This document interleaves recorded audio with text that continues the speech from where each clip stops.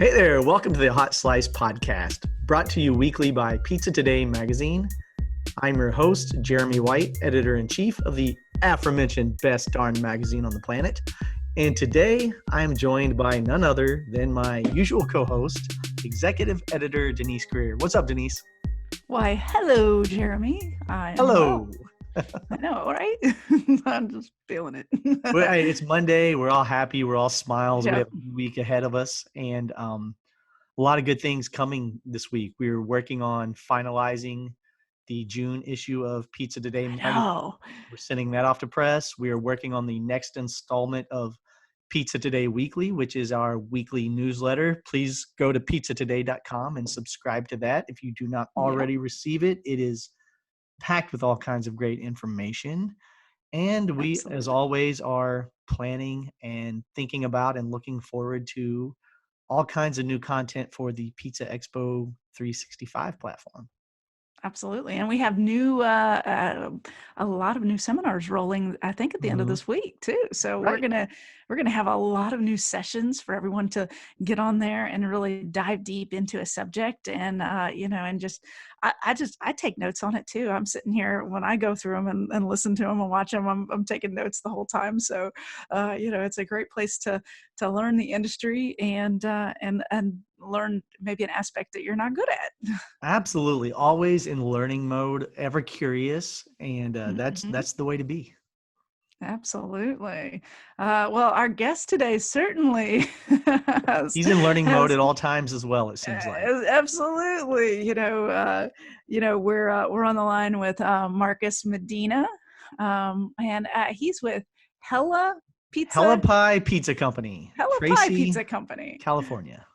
Tracy, California. That's it's near San Francisco, but it's outside of San Francisco. It's not inside San Francisco. But Marcus, had a mobile company, and then during the pandemic, decided it was time to open a brick and mortar. It's going to be a unique conversation with somebody that opened their first unit during this pandemic, which. Hats off to him, because wow, I couldn't imagine opening a unit during all of this. No, I believe he got through about 6 months of the pandemic, and October rolled around and he's like, hey, brick and mortar time. So he definitely dove headfirst into the deep end, and where the waters were murky, cold, and choppy, but he figured it out.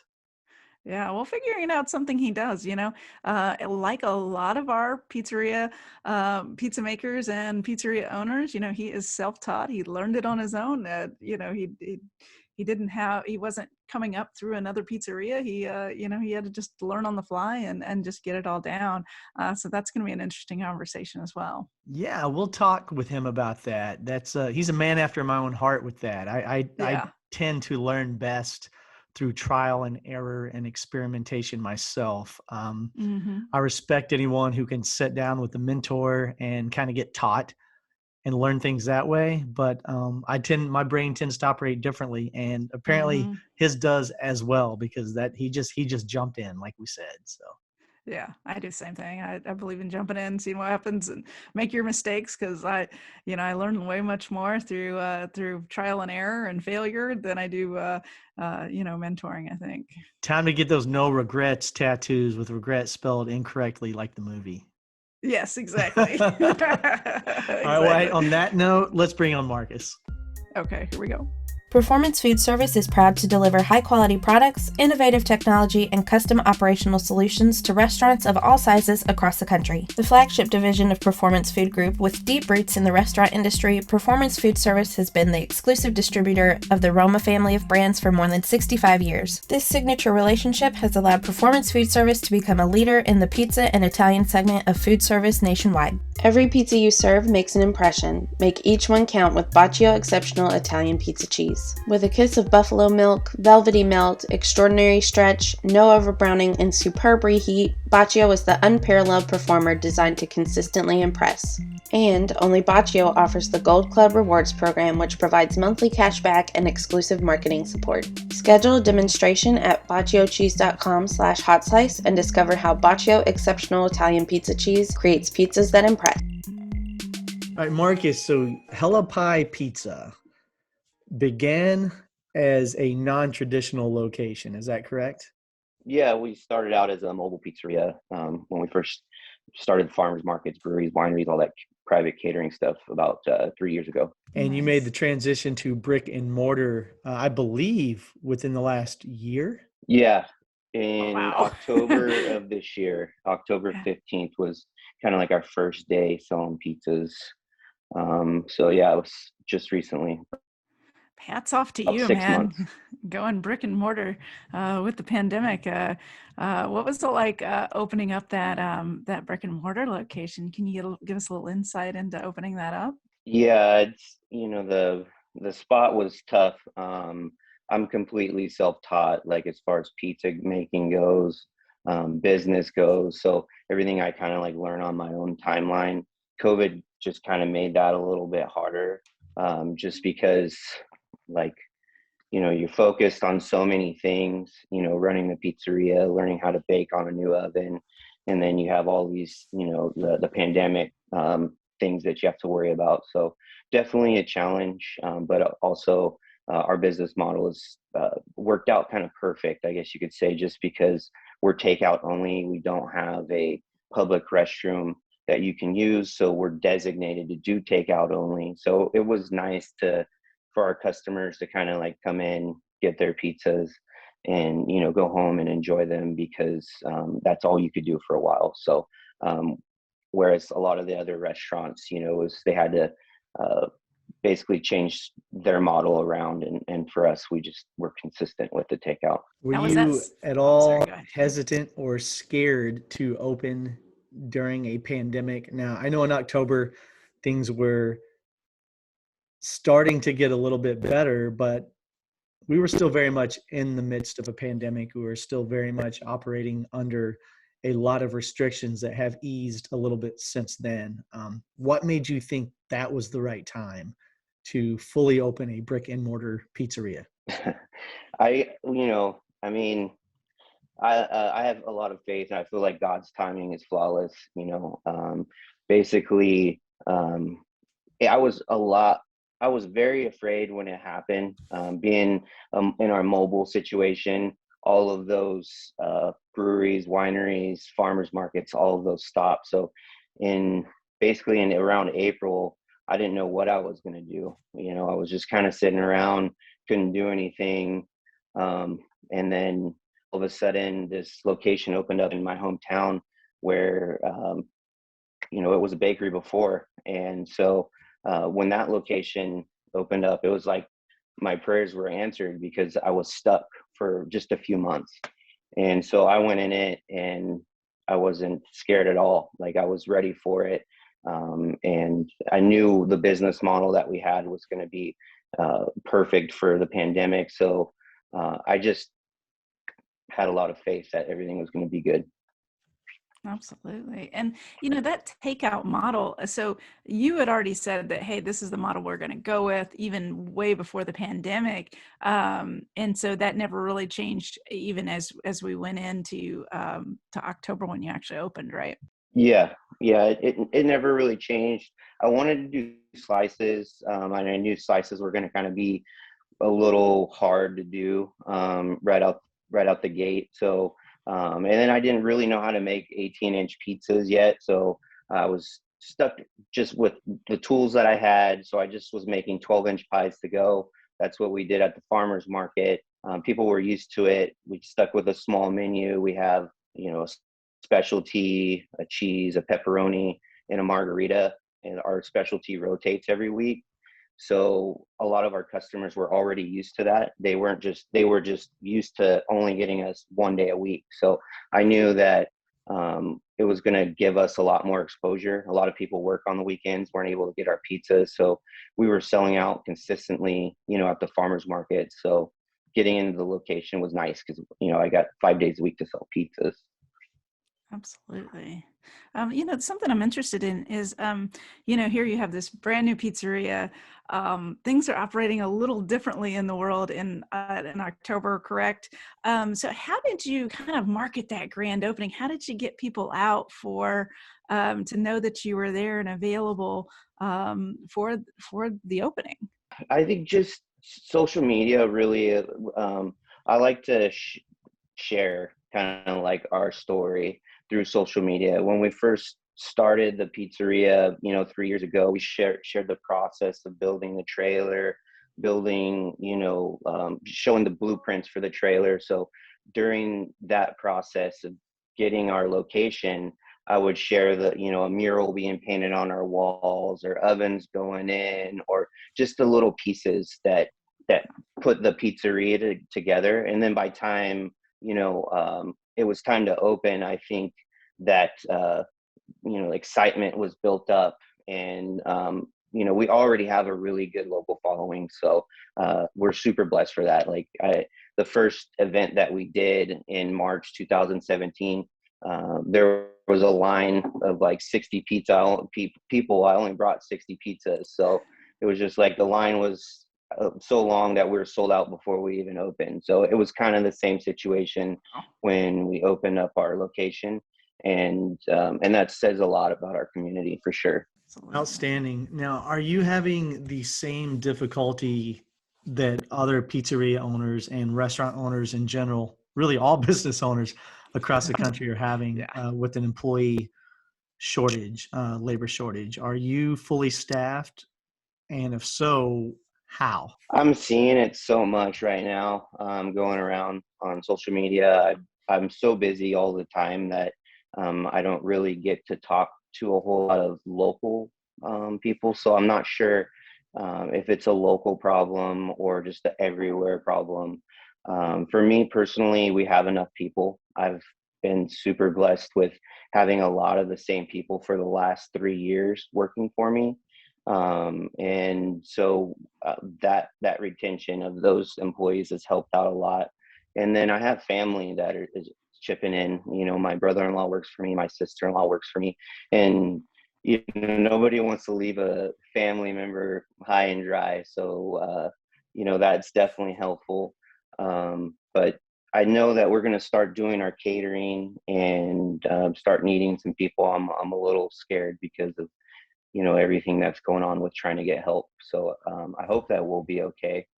But so far I've been pretty lucky. Yeah. Something that I'm curious about with that is, your staff was used to being in a mobile or catering environment. And then were they excited to come over to the brick and mortar once you decided to go brick and mortar? Yeah, I think so for sure. There's a lot of like luxury items, I feel like, when you're in your own location, that when you're mobile, you don't really have access to, a refrigerator with a bunch of cheese, so, there's all of these things that they weren't used to having that we have now. And they definitely were excited about it. Definitely looking forward to going back to doing the catering, because I think we'll definitely have a better appreciation for everything now that we've been doing it for 6 months. When we go back to doing mobile stuff, we'll appreciate it a little bit more. With catering, that's something that we're looking at when that's going to come back. Do you already have contracts lined up for catering, or is that something where you're seeing, hey, in a couple of months, this is when it's going to pop? Yeah, it's slowly starting to come in. I think our first catering gig is the 21st of May. So it's coming up pretty soon. There's not a whole lot booked, but we are starting to get phone calls, which is nice, because I hadn't received a phone call for a catering event for, it feels like a year. We basically need to, still be safe about everything. We're going to have, hand sanitizer, somebody serving, pizzas for all of our people attending the events. And so we'll be wearing our masks. So it's going to be definitely a change. But I think people are starting to feel a little bit more comfortable. They're starved for it. Yeah. Yeah, absolutely. Did I lose you guys again? Are you using your mobile unit at all right now? You pull up into a neighborhood, maybe an HOA has you come in and serve the neighborhood, for example, or something like that? Or is it just sitting there collecting dust, waiting on catering to come back? collecting dust. I just got a bunch of wood delivered, and so I'm going to fire it up for the first time in over 6 months. But yeah, I haven't done any events for about 6-7 months now. Denise, that's going to be a good feeling when he throws that wood back in there and fires it back up. That's going to be amazing. And the smell coming from, because a lot of people probably aren't used to that at your new location, not used to, smelling that amazing wood coming from that mobile unit. So that'll be awesome. Marcus. For sure. I'm looking forward to it. Hey, explain a little bit. You mentioned that you are a self-taught pizza maker. Did you work in a pizzeria when you were younger, or did you just start tinkering at home with dough formulas and making pizza at home? What do you mean by self-taught? Yeah, I've never worked in a pizzeria. I've never worked in a professional kitchen. I was a construction worker for almost 11 years. Pretty much from the time I was 20 years old till the time I hit around a little over 30. So I spent my entire adult life doing construction. I just had a passion for cooking for people. I felt like,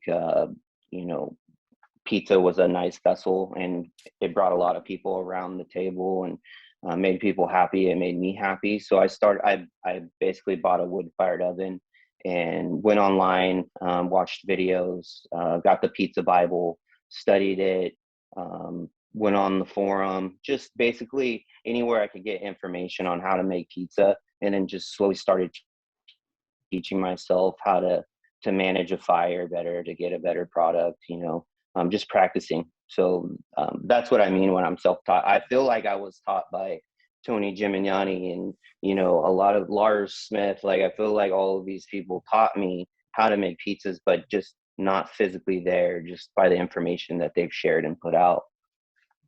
It's a great point, Denise. There is more information at your fingertips today than ever before. Pizza Expo 365, pizzatoday.com, Pizza Expo, Pizza Pasta Northeast Show, Tony Gimignani's Pizza Bible book that Marcus mentioned. There are pizza schools throughout the country in various cities and states, all of which are very good and very beneficial. And hey, you've got the good old Dr. Google. Just a straight up web search will yield a lot of information as well. So imagine in the 1960s or 70s, before all this existed, trying to find this information. I don't know how people did it. The old card catalog at the library, of course. Right. Hey, Marcus, what, when you started studying pizza, give us a time frame of how long did it take before you like really got it to where you were like, I think I got this down and I'm ready to tinker with it and make it my own. Like, when do you feel like that came? That's, I'm always kind of tinkering and trying to make it my own and make it a little bit better. When I'm seeing pictures of 3 years ago of pizzas that I made, and it looked like garbage, but I probably took about 2 years for me to really be happy and still feel like, okay, yeah, I started making good pizzas about then. So yeah, probably about 2 years making it, 300 to 500 pizzas a week, And what about from the business side? Because I know a lot of pizza makers struggle when it comes to transferring over to the business side and handling the business of pizza. How was that transition for you? Yeah, I'm still totally grabbing a hold of everything. I'm not gonna lie, but I do the business side of it almost as much as I like making pizzas now. Oh, I know that's that good. it sounds I know it sounds weird, but like I love figuring out the problem. I think that's what I like about pizza. There goes my dogs. That's okay. I think We're that's used what to I it. like about pizza. Yeah, that's all right. It's trying to figure out, just trying to figure out the problem, trying to figure out the solution. We're always throwing these, obstacles when we're making pizzas, and same thing with business. So, I'm enjoying that side of it too. Yeah. What's something you've had to overcome since you've opened? What's something business wise that you've had to kind of really grab a hold of and say, okay, I've got to figure this out and I've got to solve this for our next phase? I think just making sure that I spend the time, because I get super involved with making the pizzas every day. I think just I've had to learn to set my time aside and just do the math. And once I do that, I think that, that I'm good, but I struggle with setting that time aside and just trying to make sure that everything gets its attention that needs attention. Always a balancing act. There is never a shortage of tasks for the pizzeria owner to perform, Denise, whether it's clerical business or physical cleaning the floor. Something always has to be done. Yeah. And as a new operator, how many hours do you think you're putting in a week? I'm always curious on the new operators. Probably somewhere around 70 to 80 hours a week. That's about right. Yeah. Yeah. So I'm close 2 days a week too, so that helps out a lot. But I feel like I'm still running errands and planning the menu and spinning the prep and stuff. Like I do a lot of this stuff myself. So eventually I'd like to spend a little less time at the pizzeria, but definitely it's a full-time job and then another one. Yeah. Well, we hear that a lot. Yeah. We know today is one of your days off, and we are very appreciative of you giving us some of your time for this. We're going to let you go about your day. We know it's a little early in California, so you're probably just getting your day started, and I'm sure you have a mountain of tasks to accomplish. So thank you, Marcus, very much for being gracious with your time and coming on and talking to us about it. And we cannot wait to see you in Las Vegas in August. Thank you, guys. I'm excited to go to Vegas too. I'll be competing for the first time, so I have a lot of jitters about that. But good luck. Really excited to get out of. Yeah, thank you. I just want to get out of my comfort zone and make pizzas with the other guys that are competing, because I feel like that's where I really need to find my growth is being around other pizza makers. And so I'm excited for Vegas also. Vegas is looking forward to seeing you guys too. It's a surefire way to get out of your comfort zone. That's for sure. It's going to be a great experience for you. No matter what happens, you will walk away feeling like you got something out of it. So I'm excited for you. Yeah. All right. Thank you. Sweet. Well, all right, have a nice day. Have a good one. Take care. Take care. Bye-bye. Thank you. Bye-bye.